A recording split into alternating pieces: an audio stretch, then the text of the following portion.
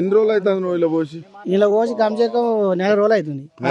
నేను ఎత్తి మళ్ళా తడిచిన ఇటు బయట పోసినా అటు పోసిన. ఏంది ఇట్లా చూడు ఈ రైతుల పరిస్థితి ఎట్లా ఉంది? కాంగ్రెస్ చాలా ఘోరంగా ఉన్నది, చాలా ఘోరం ఉన్నది. ఏదైనా ఏ పార్టీ అయినా గానీ మా రైతులను చూసుకుంటాడు కావాలి. రైతులను చూసుకోకపోతే అంతా ఆగమే పరిస్థితి. ఇబ్బంది చాలా ఇబ్బంది. మేము చేయకపోతే రైతు రాదంటాడు. వాడు ఏమున్నది, ఏమి ఇస్తుండు?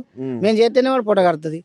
మేము బండ పెడితే వాడు ఆయన ఇప్పుడు దుక్కులు వచ్చే టైం అయింది. ఇప్పుడు దుక్కి కూడా 2000 పెంచిండట రేటు కూడా. 2000 దుక్కు పెంచాడట.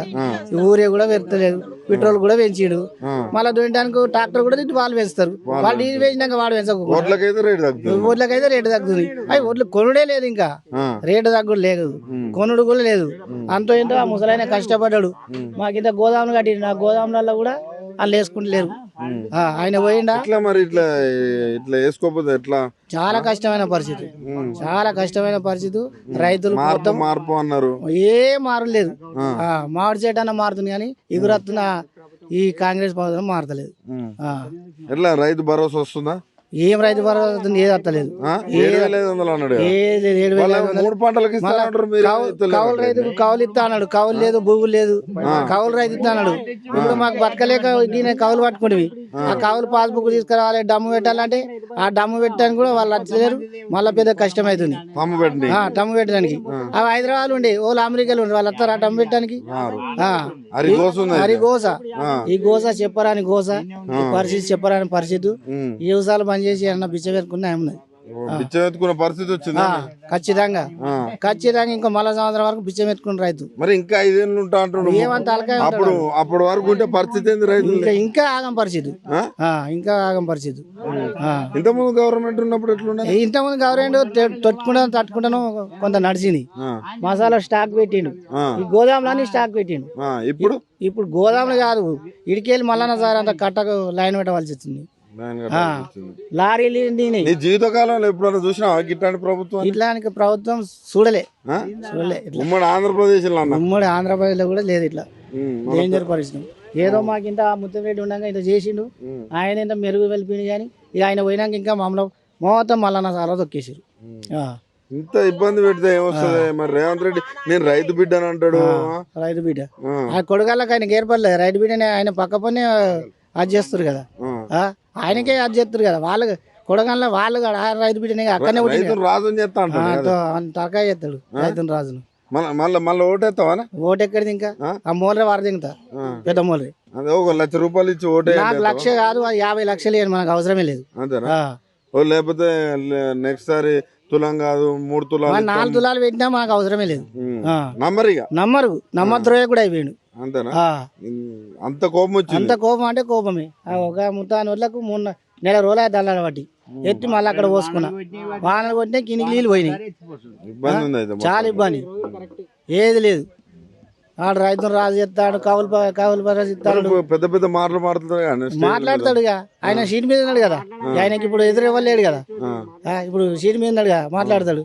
అప్పుడు కేసీఆర్ గారు మాట్లాడలేదా? సీట్ మీద కొనుగోలు అయితే లేదు. రైతులు మొత్తం నాని ధాన్యం అంతా ఇక్కడనే ఉన్నది.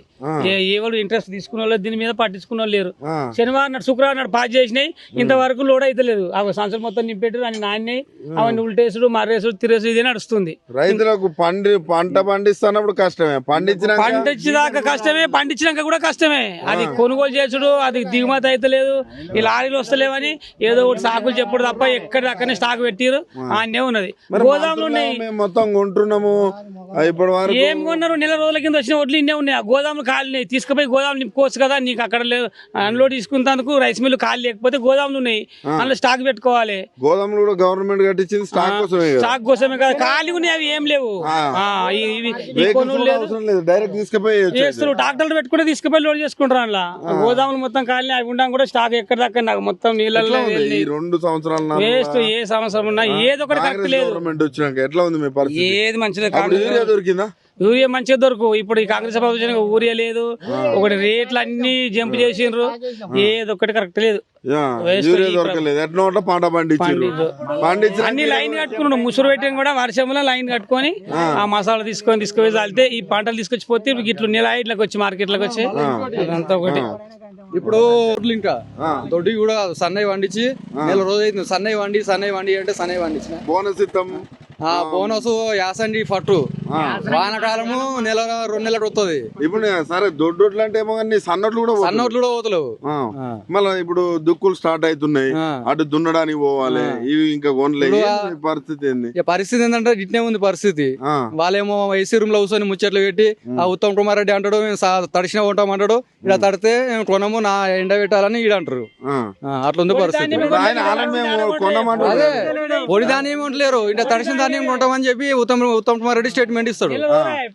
ఇంకో ఎమ్మెల్యే ఏమో మూడు పంటలకు రైతు భరోసా ఇస్తాను అంటాడు. 3 పంటలకు ఒక పంటకి అది లేదంటే 3 పంటలకు ఎడుతుంది రైతు భరోసా. అసలు ఊర్లలో తిరిగి కాంగ్రెస్ వాళ్ళు ఓట్లాడే పరిస్థితిలో ఉన్నారా ఇప్పుడు? ఇప్పుడా రమ్మను వచ్చినాక వెళ్తుంది కాంగ్రెస్ వాళ్ళు. మార్పు మొత్తం వీళ్ళు తెలంగాణ స్టేట్ లా జీవితంలో రాకుండా అయిపోతారు కాంగ్రెస్ పార్టీ. మళ్ళా లైఫ్ లో రాదు. ఎందుకట్లా రాదు? ఇక మహిళల్ని కోటి మందిని కోటీశ్వరాలు చేస్తా ఉంటాడు. రోడ్డు ఇచ్చిన వాడు మరి ఆమెకు ఏం లేదు. మనిషి 10,000 ఇచ్చి మహిళలను కోటీశ్వరాలు చేస్తా అంటారు తప్ప ఏం లేదు. ఇలా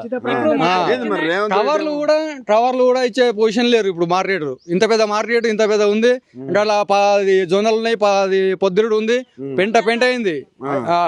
అవి టవర్లు ఇచ్చేటోళ్ళు లేరు, అది పొద్దురుడు కొననేటు ఉంటారట పొద్దురుడు మొత్తం. ఇట్లానే ఇట్లా ఉంటే గవర్నమెంట్ ఎట్లే మా పరిస్థితి మేము అనుభవిస్తున్నాం, వాళ్ళు మంచిగా ఎంజాయ్ చేస్తారు. వ్యవసాయం చేసే పరిస్థితి ఉందా రైతులు? లేదు ఇక బంద్ చేస్తారు, వ్యవసాయం బంద్ చేస్తారు. ఇంకో 5 ఏళ్ళు ఉంటా అంటుండు, ఉంటే ఏంది పరిస్థితి? 5 ఏళ్ళు కాదు, ఇంకా 2-3 నెక్స్ట్ ఎలక్షన్ లో వచ్చే కష్టమైంది. నెక్స్ట్ ఎలక్షన్ 2034 వరకు నాదంటాడు మొత్తం. 2030 కాదు, 2020 పోతుంది గవర్నమెంట్. అది అంతేనా? పక్కా చెప్తున్నా. ఎందుకట్లా పోతుంది? అది అంతే. అది ఎవరే లేడు. మీకు అంత యాష్ వచ్చింది రైతులకి. జీలు పోతే ఇప్పుడు వచ్చింది జీలుకు. జీలు ఇప్పుడు ఇంట్లో రోని, ఇది నిన్న రోని అయిపోయింది. ఇంట్లో 10 రోజులు అయితే నారు వచ్చే పరిస్థితి. జీలు ఎప్పుడు అలుకుమన్నావు, దాన్ని ఎప్పుడు దున్నమన్నావు, ఆ నాట ఎప్పుడు వేయమన్నావు. తొక్కేసేటోళ్ళం. ఇప్పుడు రోన్ వచ్చింది, ఇప్పుడు నాట్లు పోసే పొజిషన్. ఇటు వడ్లు అమ్మాలన్నా అటు నారు పోసుకోవాలా. కనీసం ఈ అమ్ముడు పోనప్పుడు ఇంకా ఆ పంట పండించాడా, ఆ పంట కూడా వచ్చింది అనుకో. ఈ పండిన పంటనే ఉండలేరు, ఇంకా ఆ పంట ఇంటి ఉంటారు. మార్పు నాశనానికి ఉంది. మార్పు డెవలప్ లేదు, మొత్తం నాశనానికి ఉంది. మార్పు అంటే వారానికి పోయేది ఇప్పుడు నెలకు వచ్చింది. అంత